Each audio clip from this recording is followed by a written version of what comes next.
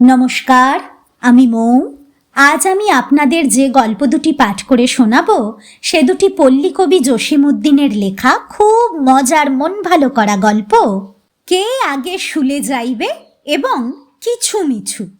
আশা করি গল্প দুটি আপনাদের ভালো লাগবে।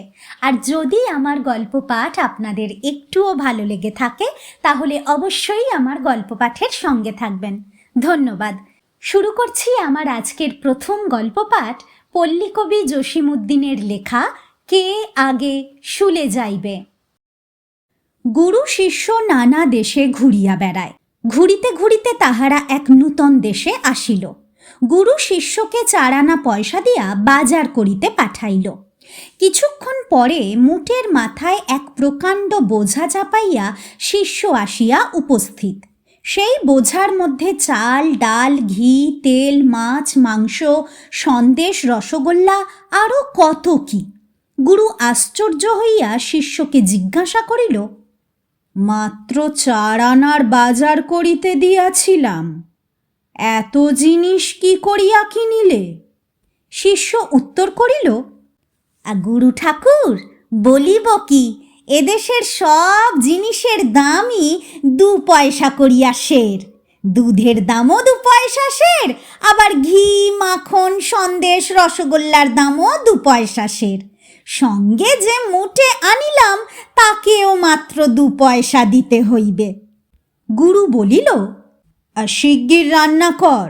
রান্না হইলে খাইয়া দাইয়া গুরু শিষ্যকে হুকুম করিল, তাড়াতাড়ি কাপড় বোঁচকা বাঁধ, এখন এদেশ ছাড়িয়া যাইতে হইবে।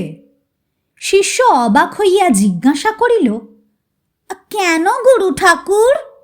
গুরু ঠাকুর বলিল, যে দেশে সব জিনিসের এক দর, সেখানে পণ্ডিত মূর্খে কোনো তফাত নাই। চল, এদেশ ছাড়িয়া এখনই চলিয়া যাই। শিষ্য উত্তর করিল, এমন সোনার দেশ আর কোথাও পাওয়া যাইবে না। সব জিনিসের দাম এত সস্তা। আপনি যাইবেন তো যান, আমি এদেশ ছাড়িয়া কোথাও যাইব না। এখানে কিছুদিন সন্দেশ রসগোল্লা খাইয়া শরীরটা একটু তাজা করিয়া লই। আপনার কাপড় বোঁচকা বহিতে বহিতে শরীর আমার কাহিল হইয়া পড়িয়াছে, আর আমি আপনার সঙ্গে থাকিব না।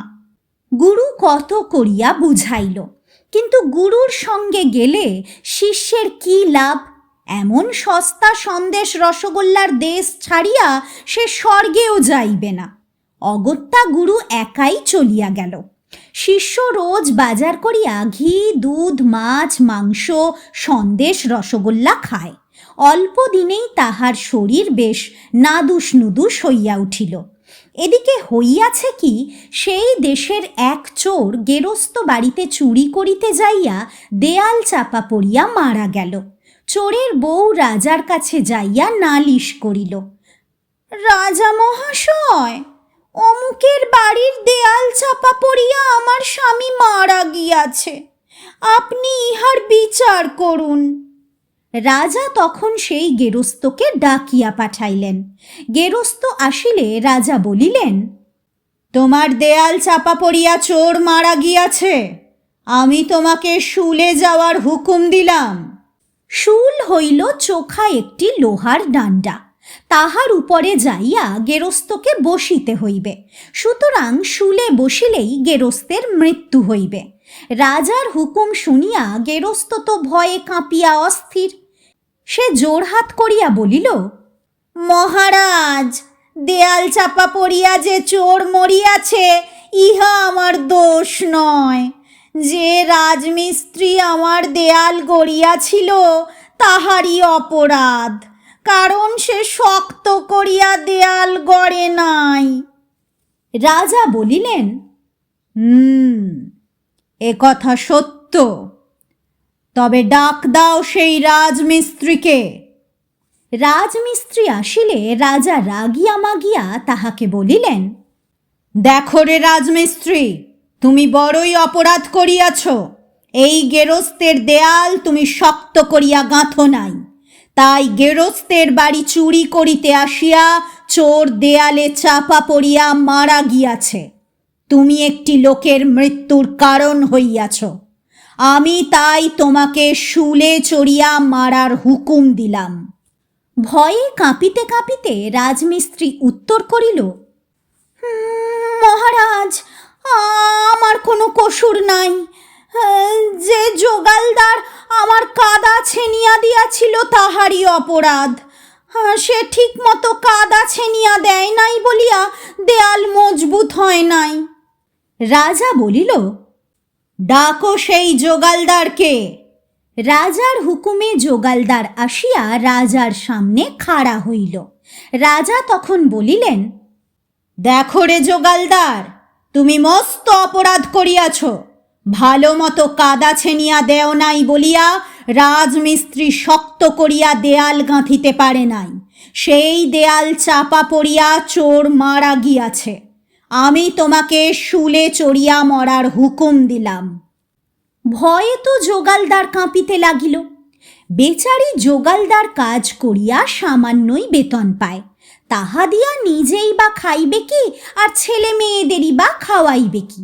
না খাইয়া খাইয়া তাহার শরীর কাঠের মতো শুকনো ঠনঠনে।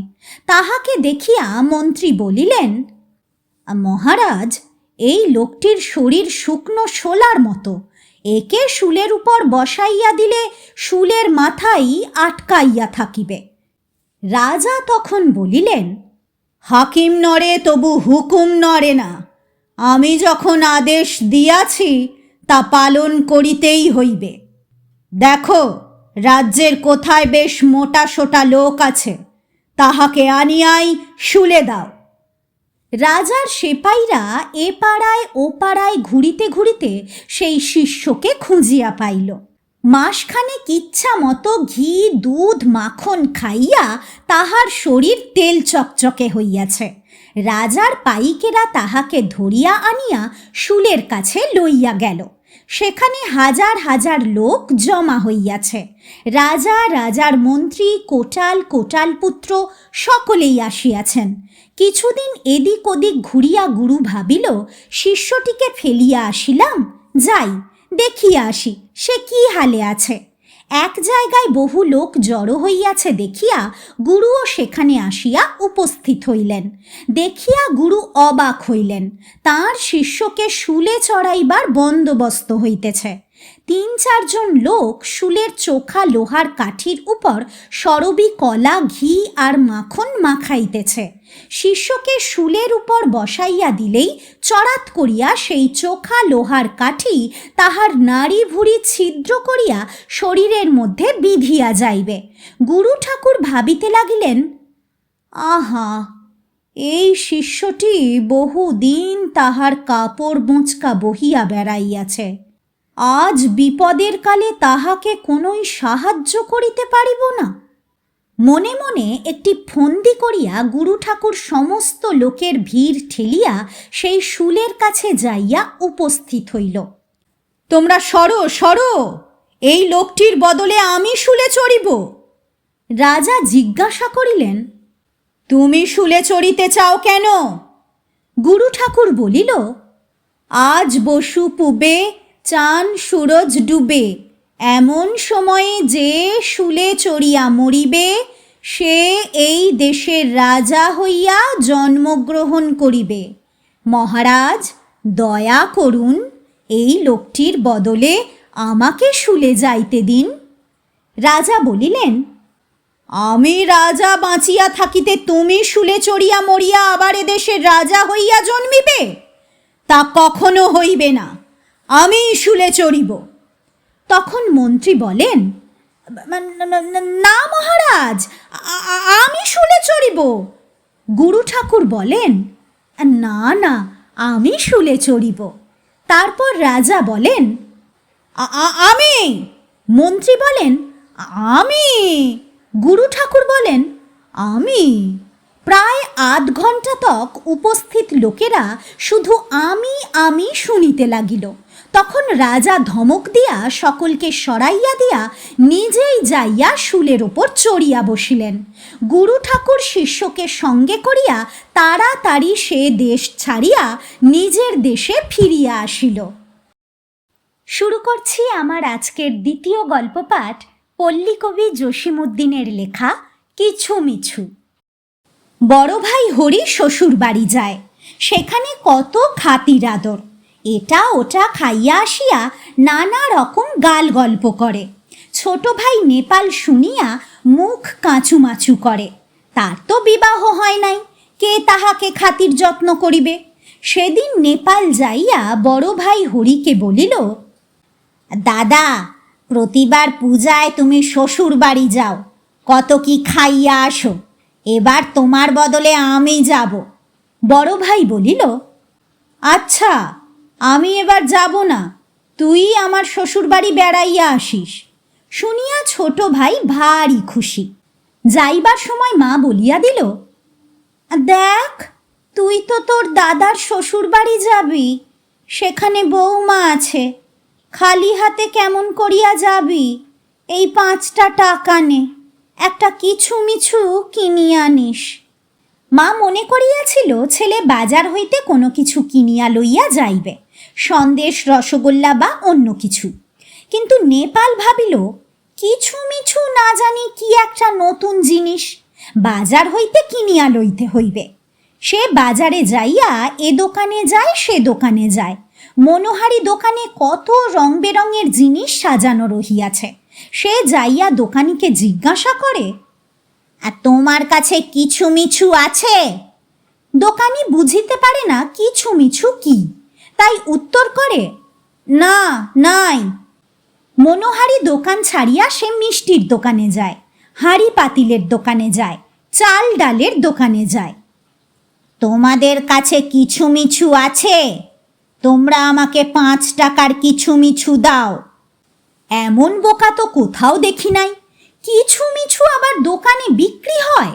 তাহারা কেহ তাহার গায়ে ধুলি ছিটাইয়া দিল, কেহ তাহার মাথায় কেরোসিন তেল মালিশ করিতে আসিল, কেহ তাহাকে ঘাড় ধাক্কা দিয়া তাড়াইয়া দিল। মনের দুঃখে সে খালি হাতেই ভাইয়ের শ্বশুর বাড়ি রওনা হইল। পথে যাইতে যাইতে দেখা হইল এক পুরুত ঠাকুরের সঙ্গে।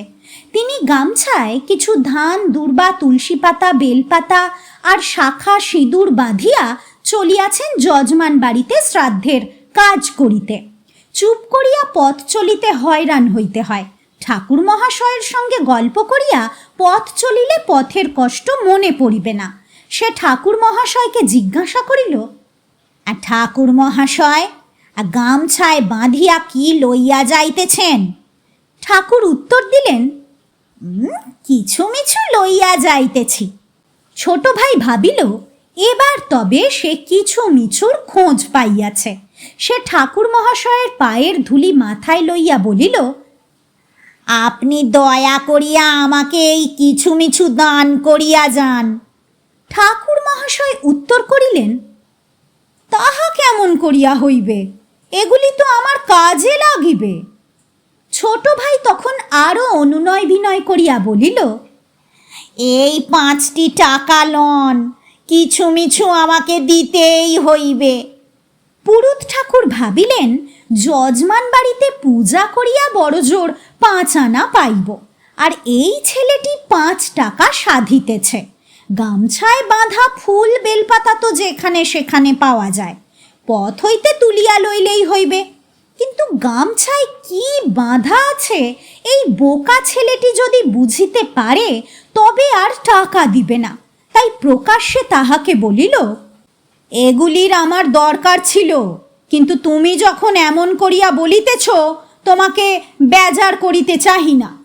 এই গামছা ধরিয়াই কিছু মিছু লইয়া যাও, পথে কোথাও খুলিও না, বাড়িতে লইয়া গিয়া তুলসী তলায় রাখিয়া দিও। মনের সুখে সেই গামছা সমেত ফুল বেলপাতা লইয়া ছোট ভাই খুব তাড়াতাড়ি পথ চলিতে লাগিল। বড় ভাইয়ের শ্বশুর বাড়িতে আসিয়া সে পুঁটুলিটি তুলসী তলায় রাখিয়া চুপটি করিয়া বসিয়া রহিল। তার ভাইয়ের বউ এ কাজে সে কাজে এদিকে আসিয়া দেখিল দেবর তুলসী গাছের তলায় বসিয়া আছে। ও কি, তুমি এখানে বসিয়া আছো কেন? বাড়িতে সকলে কেমন আছে? মাও আসিয়া জিজ্ঞাসা করিল। এই যে পুত্রা যে, তোমার দাদার তো আসার কথা ছিল, তা সে আসিল না কেন? ছোট ভাই তো দাদাকে অনেক অনুরোধ উপরোধ করিয়া তাহার বদলে কুটুম্ব বাড়িতে আসিয়াছে, কিন্তু সে কথা তো বলা যায় না। সে কোনো উত্তর না করিয়া তুলসীতলায় রাখা সেই পুঁটলিটি দেখাইয়া দিল। পুঁটলিটি খুলিয়া দেখিয়া শাশুড়ি ডাক ছাড়িয়া কাঁদিয়া উঠিল। হায় হায় হায় হায়, তার জামাই তো মরিয়া গিয়াছে, তাই তো পুত্রা ফুল বেলপাতা আর শাঁকা সিঁদুর লইয়া সেই খবর ভাইয়ের শ্বশুরবাড়ি দিতে আসিয়াছে। মায়ের কান্না দেখিয়া মেয়েও আছাড়ি পিছাড়ি কাঁদিতে লাগিল। তারপর পাড়া প্রতিবেশী আত্মীয় পরিজন সকলে মিলিয়া কান্না জুড়িয়া দিল। কেহ তলাইয়া দেখিল না কি হইয়াছে। ছোট ভাই আসিয়াছিল দাদার শ্বশুরবাড়ি এটা ওটা খাইতে, সে খাওয়ার কপালে ছাই। সকলে মিলিয়া কান্না জুড়িয়াছে। অনেকক্ষণ বসিয়া থাকিয়া সে বাড়ি ফিরিয়া আসিল। বাড়ি আসিলে মা আসিয়া জিজ্ঞাসা করে, বড় ভাই আসিয়া জিজ্ঞাসা করে, আর সেখানে গেলি আর ফিরিয়া আসিলি, তারা সব ভালো আছে তো? ছোট ভাই বলিল, আর সে বাড়িতে মানুষ মরিয়াছে, তারা সব কান্নাকাটি করিতেছে, তাই দেখিয়া আমি চলিয়া আসিয়াছি। কে মরিয়াছে জিজ্ঞাসা করিতে ছোট ভাই বলিল, তা আমি কি করিয়া বলিব, আমাকে দেখিয়া সকলে কাঁদিয়া উঠিল, তাই আমি বাড়ি চলিয়া আসিলাম। বড় ভাই ভাবিল নিশ্চয়ই তার বউ মরিয়াছে, তাই ভাইকে দেখিয়া সকলে কাঁদিয়া উঠিয়াছে। সে তখন কাঁদিতে কাঁদিতে শ্বশুরবাড়ি ছুটিল। শাশুড়ি ও বউ তাহাকে দেখিয়া ঘিরিয়া ধরিল। আমরা তো জানতাম তুমি মরিয়া গিয়াছ। বড় ভাই বউকে বলিল, আমিও তো ভাবিয়াছিলাম তুমি মরিয়া গিয়াছ। তখন সকলেই বোকা ভাইয়ের কাণ্ড দেখিয়া অবাক হইল।